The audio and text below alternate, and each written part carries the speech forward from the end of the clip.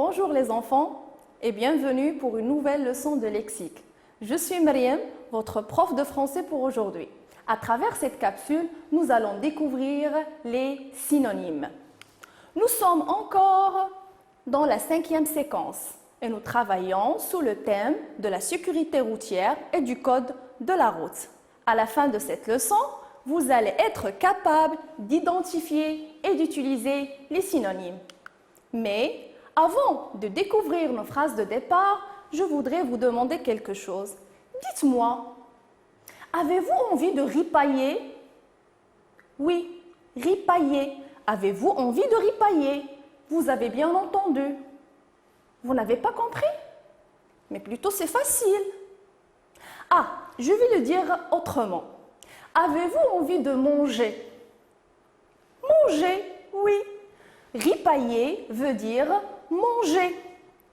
Pour facilement vous expliquer, j'ai fait appel à un synonyme. Manger est le synonyme de ripailler. Passons maintenant à nos phrases.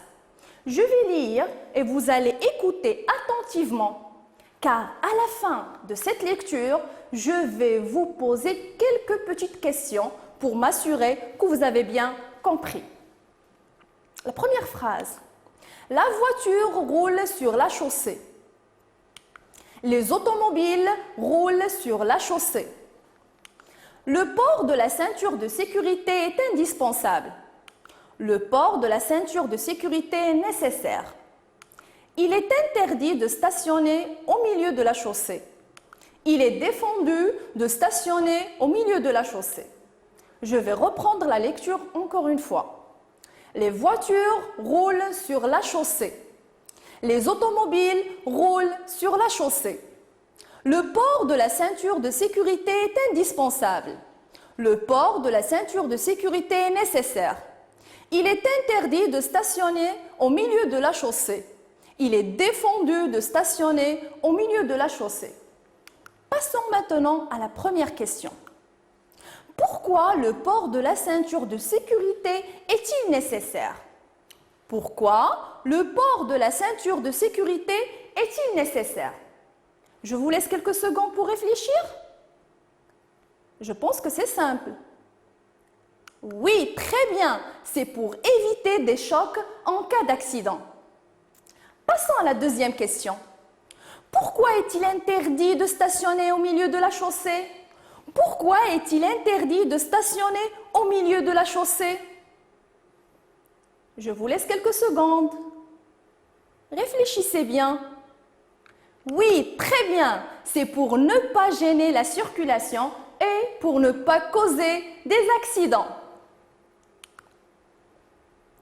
Maintenant, on passe à d'autres genres de questions.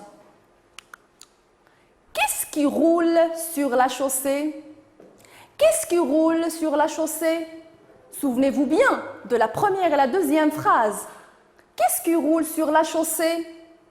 Très bien, les voitures. Je veux encore une autre réponse. Très bien, les automobiles. Qu'est-ce qu'on remarque? À cette question, on a trouvé la même réponse. Qu'est-ce qui roule sur la chaussée?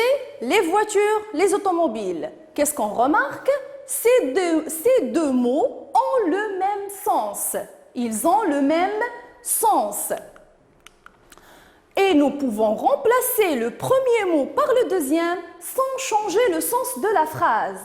Ce sont deux synonymes. Les voitures et le synonyme de les automobiles. Très bien. Une autre remarque. Regardez bien les voitures. Les voitures, quelle est sa classe grammaticale? Est-ce que c'est un verbe? Non. C'est un adjectif? Non plus. Très bien, c'est un nom. Très bien, c'est un nom. C'est un nom commun. Très bien, les voitures est un nom commun. Les automobiles, la même chose. Les automobiles, c'est un nom commun. Qu'est-ce qu'on remarque? On remarque que les deux mots synonymes ont la même classe grammaticale. Très bien. Les voitures, les automobiles sont deux synonymes qui ont le même sens. Ils ont le même sens, sont deux mots qui ont le même sens et qui ont la même classe grammaticale. Passons à une autre question. Que peut-on dire du stationnement au milieu de la chaussée? Que peut-on dire du stationnement au milieu de la chaussée? Très bien, il est interdit, il est défendu. C'est ce qu'on a vu dans la 3e et la 4e phrase de départ. Pour répondre à cette question, on a trouvé 2 réponses possibles. Il est interdit, il est défendu. Ce sont 2 mots qui ont le même sens. La phrase n'a pas changé de sens, même si on a remplacé le premier mot par le deuxième. Alors, interdit est le synonyme de défendu. Et on a la même remarque de la classe grammaticale. Interdit et défendu sont de la même classe grammaticale. Qu'est-ce qu'on déduit? Que les mots sont synonymes quand ils expriment la même idée, la même personne, la même chose et qui ont la même classe grammaticale. Je vous ai apporté 3 exemples du verbe faire. Un verbe qu'on utilise beaucoup dans nos écrits, à l'oral. Imaginez si on a ces 3 phrases dans un même paragraphe. Je vais lire les exemples. Faire la vaisselle, faire une liste, faire un bouquet. Si on trouve les 3 phrases dans un même paragraphe, ça va causer quoi? On va avoir une répétition. Très très bien, une répétition. Alors, pour éviter cette répétition, je vais vous demander de remplacer le verbe faire par un synonyme. La première phrase, ensemble, on va faire l'exercice ensemble. Faire la vaisselle. Très bien, on peut le remplacer par laver la vaisselle. Très très bien, très très bien. La deuxième phrase, faire une liste. Très bien, on peut le remplacer par établir une liste. On a remplacé le verbe faire par le verbe établir. Faire un bouquet. Très bien, composer un bouquet. On a remplacé le verbe faire par le verbe composer dans cette phrase. Regardez bien, dans les 3 cas, à chaque fois, on fait appel à un synonyme différent. On dit que le synonyme est choisi selon le contexte. Très bien. À la fin de ces phrases, qu'est-ce qu'on peut dire sur les synonymes? Il sert à faire quoi? Les synonymes? Très bien, il sert à éviter une répétition. Et n'oubliez pas, le choix des synonymes, c'est selon le contexte de la phrase.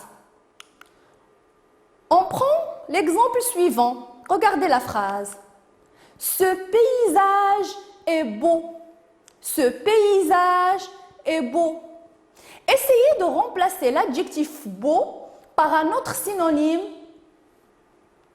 Très bien, on peut dire ce paysage est magnifique. Ce paysage est splendide. Ce paysage est merveilleux. Très très bien. Vous avez remplacé l'adjectif beau par 3 autres adjectifs. On a ici 3 mots. Ils ont la même signification, mais ils sont très bien, ils sont de plus en plus forts. C'est de plus en plus intense. Très très bien. Ça sert à exprimer quoi? Très bien, ça sert à exprimer des nuances. Les adjectifs, ou plutôt les mots qui ont la même signification, peuvent avoir des nuances différentes.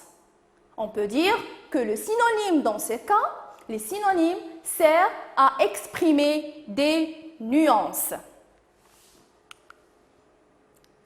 À retenir, Qu'est-ce qu'on peut dire sur les synonymes? Ce sont des mots qui ont à peu près le même sens. Des mots sont synonymes lorsqu'ils désignent la même chose, la même personne, la même idée et qu'ils sont de la même classe grammaticale. Un mot peut avoir plusieurs synonymes. Le sens de la phrase nous permet de trouver le synonyme qui convient, selon le contexte bien sûr. Et on utilise des synonymes pour éviter la répétition ou pour exprimer des nuances. Reprenons, n'oubliez pas que les synonymes, ils ont le même sens, la même classe grammaticale, on les choisit selon le contexte et ça sert pour éviter la répétition et exprimer des nuances. Avant de vous dire au revoir, je vais vous demander de faire quelque chose à la maison. Qu'est-ce que vous allez faire? Vous allez essayer de concevoir votre propre dictionnaire de synonymes que vous allez compléter au fur et à mesure tout au long de votre apprentissage du français. Qu'est-ce qu'il me reste à vous dire maintenant? Au revoir et à la prochaine séance. Merci.